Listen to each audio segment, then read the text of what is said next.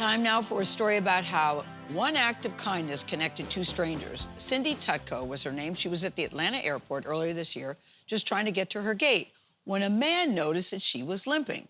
So what did he do? He didn't ignore it. He offered to help her out. Even she was very surprised by what came next. Our lead national correspondent, David Begnaud, traveled to the man's hometown of Lafayette, Louisiana, to highlight the importance of taking care of others, even those you do not know. Jamie Tutko is about to meet the man who went out of his way to help Jamie's mom. What's going on, man? How you doing, It's sir? great to see you. Pleasure Great to to meet see you. you, man. It's awesome to meet you. How's your mama? She's good. She's good. She is Cindy Tutko. About a month ago, Cindy was flying through the Atlanta airport heading home to Florida. She had just left Baton Rouge, Louisiana, after visiting Jamie and his family. She arrived to Terminal C at the world's busiest airport in Atlanta and needed to get to Terminal F for her next flight. But the trains were down. So with a torn ACL and a knee in need of replacement, she started walking.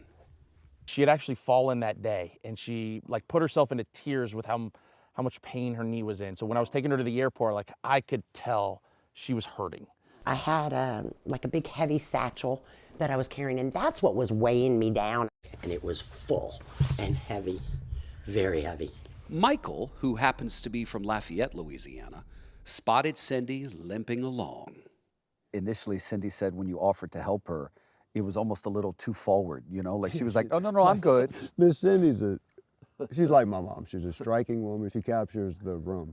But she's a strong woman. Well, Louisiana, but it's that culture that you talk about. We want to help. For some people, it's a little much, but that's just who we are. And that is exactly why Michael wasn't taking no for an answer. I grabbed her black statue and I put it on. I didn't ask her. Come on. Yeah, let's go. At first I thought, what if this guy steals my bag and is gonna take off? I'm doomed. I can't run after him. And we walked and we just shot the breeze. Within seconds, really, I realized he was genuinely being nice. He was just a nice guy and he was helping me out. For 55 minutes, Michael carried Cindy's bag and walked right alongside her through terminals C, D, E, all the way to F. Right before we got to the gate, he grabs my hand, he looks at me and he goes, "You're my mom." And I'm like, okay. And we walk up to the gate and he tells the guys at the gate, he says, this is my mother and she's got some issues with her knee. And is there any way that she can get on the plane before everybody else? Because she walks very slowly. And the guy was like, sure, no problem. Your mom gave me a hug, gave me a little kiss on the cheek, and said your mom would be proud of me. That's all I needed, man. Cindy texted Jamie to tell him all about that nice guy Michael from Lafayette. Jamie immediately turned to social media, asking for help finding him. It took just a little over a day. His fiance messaged me on Twitter. She said, hey, I think that the Michael that you're looking for is my Michael. And I said, oh, really? Why do you think that? My Michael. And then she said, did she have knee surgery or is she about to have knee surgery? And I said, boom, that's it. It's sad that our society has eroded to a point where I'm on TV and Jamie's on TV and you're here, which we're flattered. But I mean, I didn't do anything, these guys or Jamie or yourself. Just, be a human being. You know, Michael didn't know this, but the lady he helped is a helper herself. You see, Cindy serves the deaf community as a sign language interpreter. My parents were both deaf. So sign language was my first language. And I have been dealing with the deaf ever since. Well, it seems to me that I'm now understanding one nice guy, Michael, helped another nice person named Cindy. Thank you. That's what it sounds like to me. Thank you. I appreciate that. I guess that's me. I think thank you is... Thank you. Thank you. Thank you, Cindy. Thank you, David. My friends, the language of kindness is universal. And take it from this Cajun, it is the Louisiana way. I may not have been born here myself, but this is home. Louisiana is home to me, and I love it here, and this is the best place in the world. Well, we're happy to have With you. the best people in the world. It's- With the best people in the world. There's no Bingo. doubt about that. Absolutely no doubt. Yeah.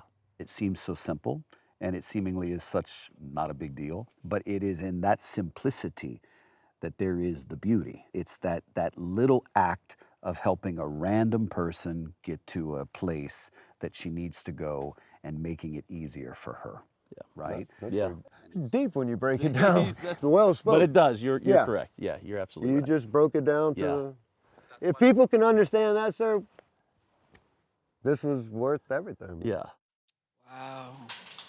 Boy, David, we all like that, My Michael. And I love that you had the video that document all the ways that they walked to all the different terminals. I disagree with Michael when he says anybody would have done the same thing. No, they wouldn't have walked an hour with a stranger to go from point A, from terminal A all the way to terminal F or whatever it was. Yeah. It's a great story. I also love the fact, David, that they, when people do kind things in the world, they don't do it to expect people to take recognition. But when you do take recognition of those kind acts, there's a realization, and that's why you saw tears in her eyes, because all of a sudden you were basically telling her that she'd done a wonderful thing and that he had done a wonderful thing, and that's what it's all about. Yes. I love the You know, slug guys, for your as I was story. promoting. David, Go the ahead. slug for your story is Airport Angel. I think that's a perfect way to describe Cindy, actually, and to describe My Michael. Yeah. What were you going to say? Yeah, as we were getting ready for this story last night, I promoted it and somebody said, "Oh, David, I don't know if I would have done that. And that makes me probably not as good a person." And I said, that's why this story is so good to hear, because I think it collectively says to all of us, the next time you walk by Cindy and just pass her by, and a lot of people did, maybe after you see this story, you'll just think about doing something different next time. Maybe helping. But here's to Cindy for accepting the help. A lot of people sometimes don't. He went the extra mile. Well said, Michelle. Yep. Yeah. Yeah. David, as always, my friend, beautiful story. Thank you very much for sharing it.